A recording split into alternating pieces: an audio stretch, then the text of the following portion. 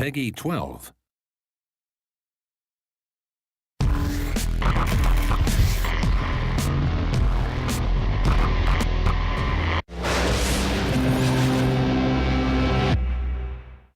Hi everyone, I'm Emric, Senior Community Developer at Ubisoft. Here today with Martin Edmondson, which you may know as the creator and creative director of the Driver franchise. Hi Martin. Hello there. How are you? Good. Bit of a whirlwind day, but good. In the middle of the E3 craziness. Yeah, first day. So, Driver is back in what seems to be a high-speed face-off again. As the creator of the franchise, what would you say this new opus represents in the series? Well, it's a mixture really of the old and the new. So when we set out to design Driver San Francisco, we deliberately went back very much to the roots of the original Driver game. And for that, it meant the original Driver game being the ultimate sort of car chase, Hollywood car chase fantasy. We took certain elements of the original game, like Driver, the main character, Tanner, the undercover cop that we met in the first game. We brought him back. He's a little older, obviously.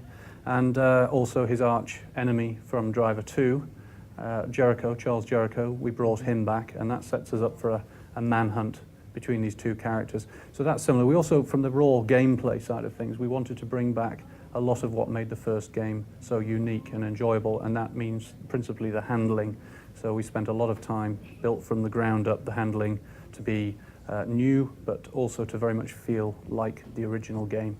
And finally, the city, obviously San Francisco. It featured in the first game, Driver 1, and we've chosen this city for its, its iconic nature. Really, it's the most famous car chase city in the world, made famous obviously by the Bullet film for that, and also because it's an interesting city to drive around from a topography point of view and so on. It's a great city. So those are all the things that will be familiar to people, the whole car chase experience.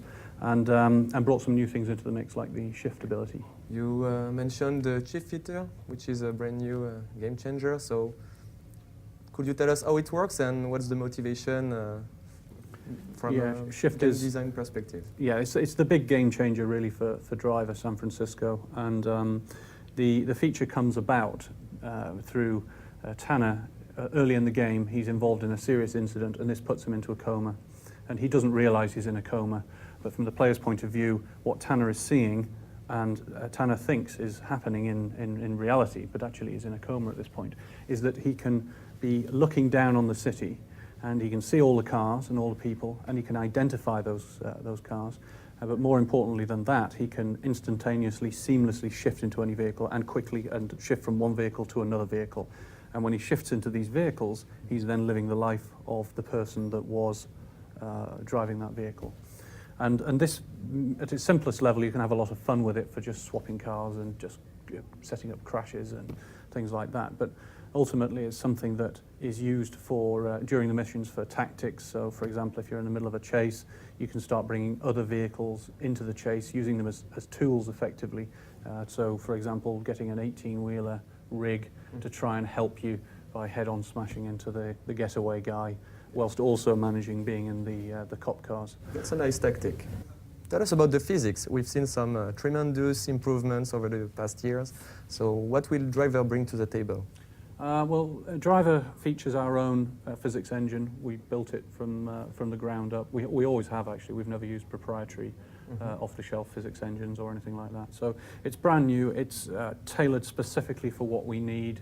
Obviously, we get the handling out of it that we need, but it deals with all sorts of other things as well. The collisions, very realistic, and crumpling of the bodywork and damage to the vehicles. And it also it allows us to do some lovely little effects with the cars and the handling, and the way that when you're doing a burnout, the way it actually generates smoke all around the tyre and properly fills out the rear wheel arch. It's a very realistic effect. But when you're trying to mimic a car chase from a movie, it's important to get those little details right. Okay, to finish, one question every fan of the franchise is probably wondering, will the game soundtrack equal the awesomeness of the previous Driver games?